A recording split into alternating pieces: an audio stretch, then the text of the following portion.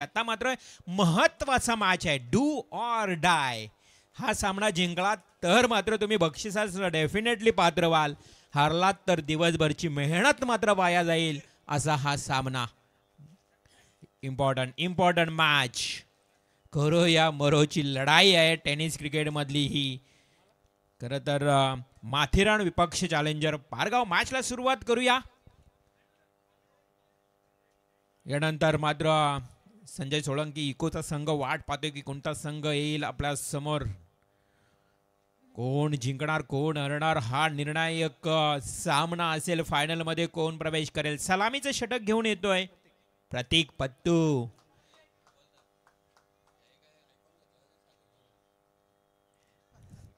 पत्तू पहिला बॉल अजय भस्मासाठी.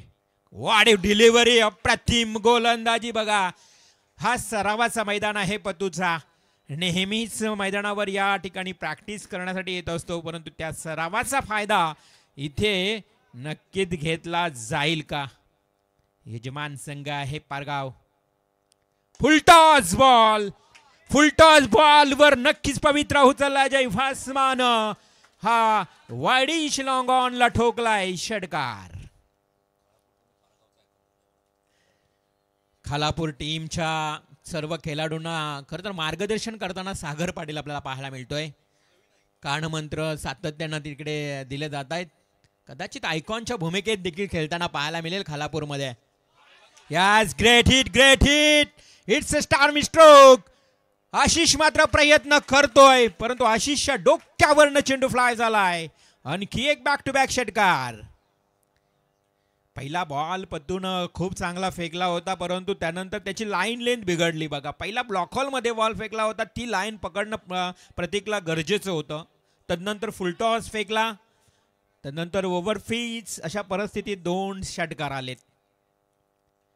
ही भिरकावून दिलाय, अगदी गिरकी मारत हा फटका फिरकावून दिलाय.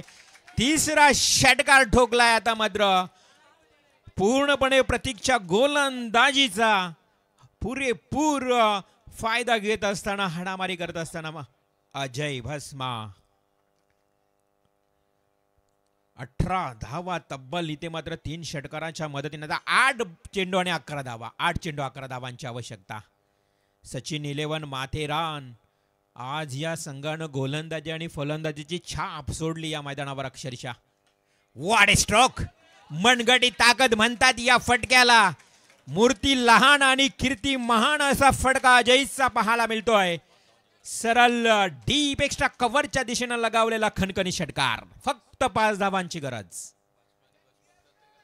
नक्कीच अजय भस्मासुरासारखा मी म्हणेन मैदानावर तुटून पडलाय आणि हा मॅचचा पूर्णपणे भस्माच करून टाकणार की काय. पहिल्याच ओव्हर मध्ये हाणामारी अक्षरशः तुडून पडलाय अजय. 5 धावांची गरज असताना गगनभेदी आणि उंचीचा फटका. 1 बॉल 4 ची गरज होती साई टीमच्या विरोधात आणि तिथून जो मॅच जिंकला या सचिन 11 माथेरान टीमनं. अशाच प्रकारचा उत्साह, आनंद, जल्लोष साजरा केला आणि तोच जल्लोष पुन्हा एकदा. डेफिनेटली कपिल पाटील आम्हाला माहिती देत आहेत. खरं तर प्रवेश देखील या स्पर्धेमध्ये घेत नव्हते. हा माथेरान संघ एंट्री प्रवेश निश्चित करत नव्हता, परंतु कपिल पाटीलचा आग्रह का तिला आज मात्र फायनल मध्ये हा संघ जातोय. Very good. चला टॉस साठी यायचंय. इको